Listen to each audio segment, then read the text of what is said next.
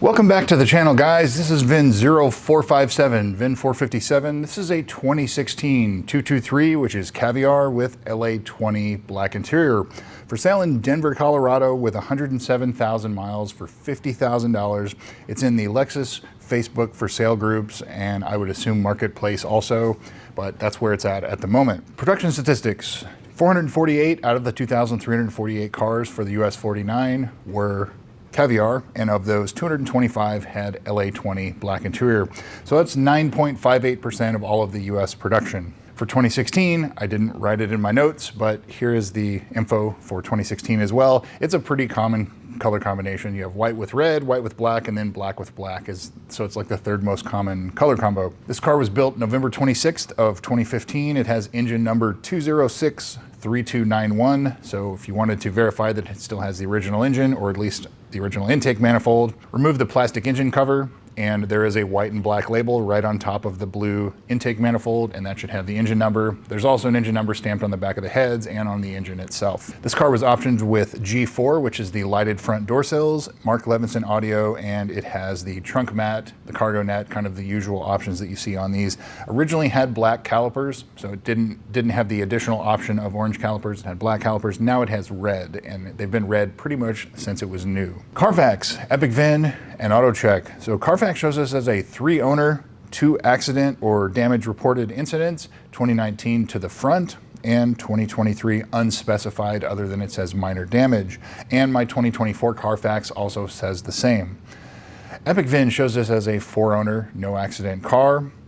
AutoCheck shows this as a 3-owner, no accident car, but I think it is safe to assume this is a 3-owner, 2 damage or incident reported. I don't think necessarily they were accidents. And it looks like it's pretty much a California car for half of its life and a Colorado car for the later half of its life so far. Previous sales. So this car first went on sale December of 2015, $87,500 at Longo Lexus in El Monte, California, and it sold in about a week to a Lexus dealership employee. January 2017, certified pre-owned, $73,000 with 9,100 miles at Longo Lexus, and there you can see it has painted black trim. It's not a wrap.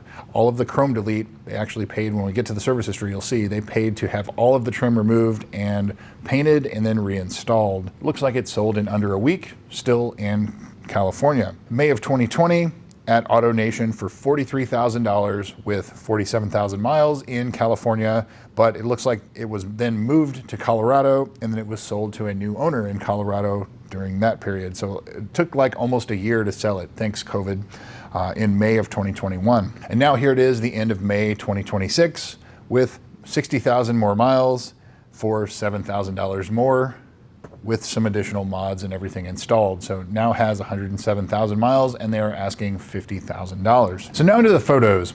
The owner states that he does not have the OEM wheels, so it has aftermarket wheels on it. It has PPE unequal length headers. It has PPE catted exhaust. So it still meets Colorado emissions testing.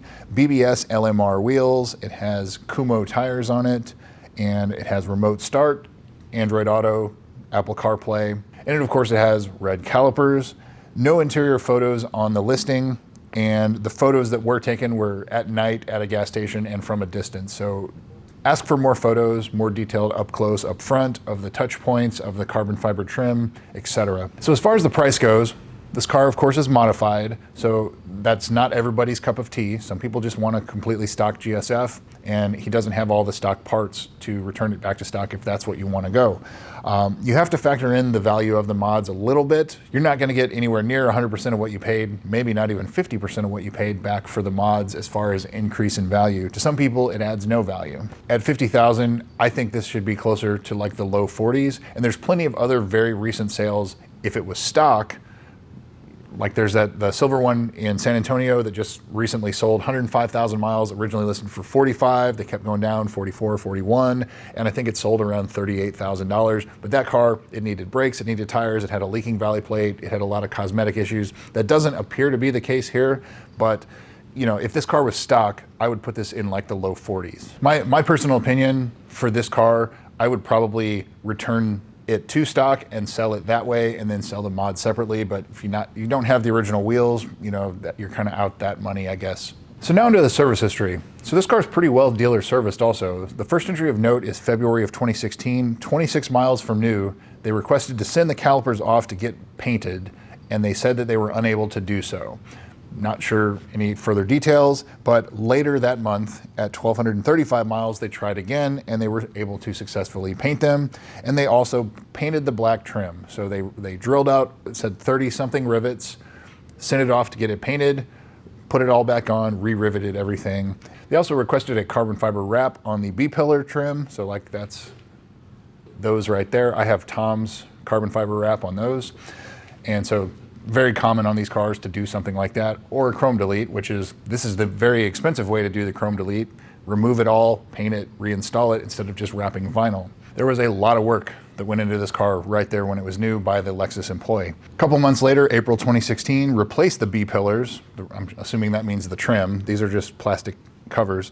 And it's, again, they always note as it was serviced that it was a Lexus employee's vehicle. September of 2016, 6,800 miles, replace a leaking right rear shock. And so that's not common on the 2016s to see that, but they noted that it was on back order.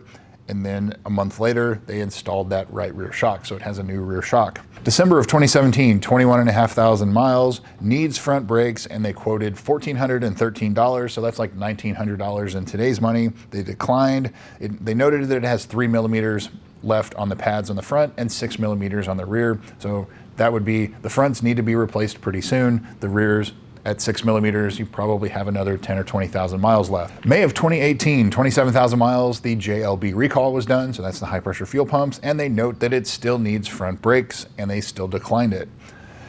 June of 2018, 28,000 miles, front pads and resurface the rotors. August of 2018, 30,000 miles, needs rear brakes. They declined it and noted that the rear rotors are almost at the minimum thickness. So the minimum thickness is 26 millimeters and it's at like 26.15 millimeters. So it's getting very thin on the rear rotors.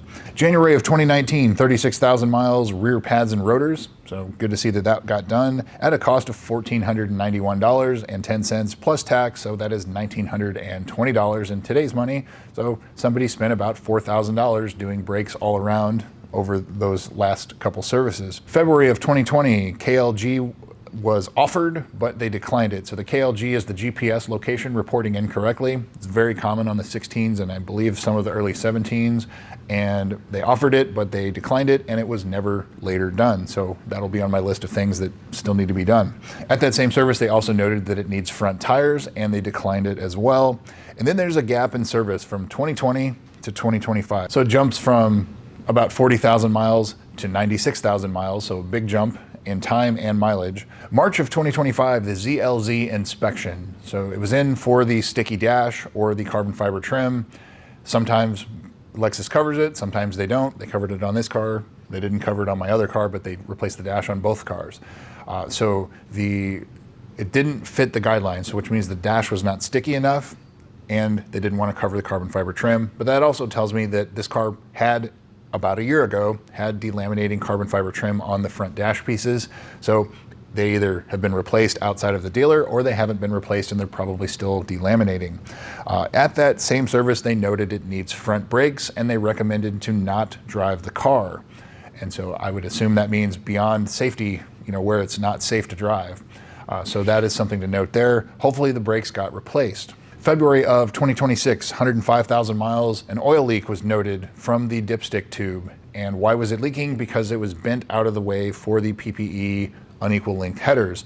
And it says the service was no services, no repairs were performed here. So it either still has the oil leak or they just bent it out of the way so it's not leaking anymore. But that would be something to look at if you're doing a pre-purchase inspection on this car. And there's really one recent entry on the Carfax and it's at 92,000 miles, October 2024, tires mounted and balanced. And it says tire or tires. So that could be one, that could be two, that could be all four.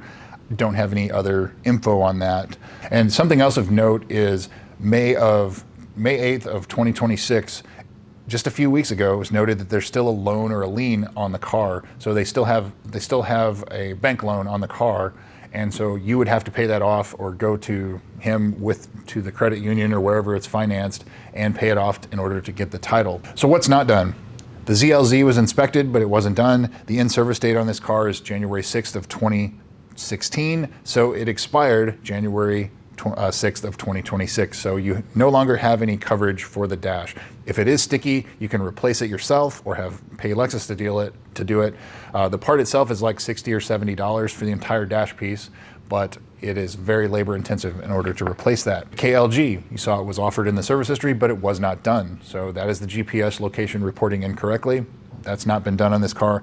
HVAC servo sweep. Don't see where that's been done. So make sure everything's fully warmed up. Set one side to max hot, one side to max cold, cycle through everything. Flip sides, make sure everything responds. If it doesn't, there is a fix for it. If the fix doesn't eventually fix it, then you have to replace some of the servos. The low pressure fuel pump reprogramming for the humming or buzzing in the back seat, that has not been done on this car either. So shut everything off, including the HVAC, but leave the engine on and just listen in the back seat. If you hear like a humming or a buzzing coming from the rear seat, then there is a fix for it and hasn't been done on this car, but it's no longer free. Carbon fiber trim. It's probably delaminating, as we saw about a year ago, unless it's been replaced or refinished by the owner out of pocket. The TVD service, the transmission service, I would probably do those, especially at this mileage if it hasn't been done. No record of the 60,000 mile service being done, so that's the spark plugs. And the 120,000 mile service is not too far away, so it probably needs spark plugs done if it hasn't been done at all. Lexus shows that the coolant should be done at 100,000 or every 10 years, and no record of that either. I would look at the drive belt, the rubber parts, the things like that at this mileage, inspect the water pump, make sure it's not leaking. I'm not saying it hasn't been done, but there's no record of it being done. And so the owner didn't disclose it in the for sale ad. There's nothing on the service history, nothing on the Carfax. So if it hasn't been done, then this car probably needs a lot of service in order to catch up things. It sounded like it needed brakes at 105,000 miles. That was 2,000 miles ago. So it either still needs brakes or it has been recently replaced before it was put up for sale, but hopefully those got done. And tires about 15,000 miles ago. You heard me talk about these cars always need brakes and tires. This car sounds like it needs brakes and it probably needs tires in about 5,000 miles or so. So that would be something to look at. So that brings me to, would I buy this car? I think in order for it to make sense for me, it would have to be a whole lot cheaper because, again, of record, it's pretty behind on maintenance. It probably needs brakes and tires pretty soon.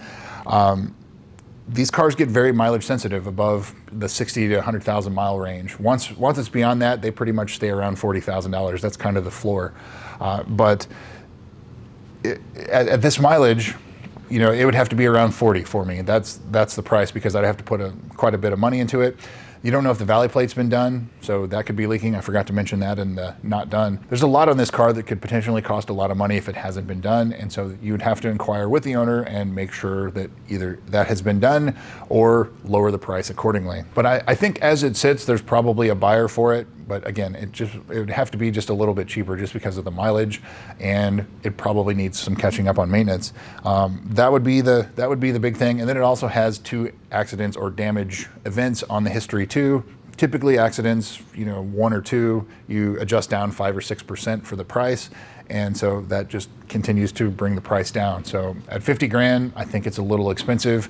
I think it's got the makings of having pretty good bones. It has been Colorado driven for the last half of its life. So they use magnesium chloride there in the winter. They don't use salt, but I would still look underneath, make sure it's not excessively rusty or anything. Not generally an issue unless it spends its time in the mountains and it stays covered in snow and things like that.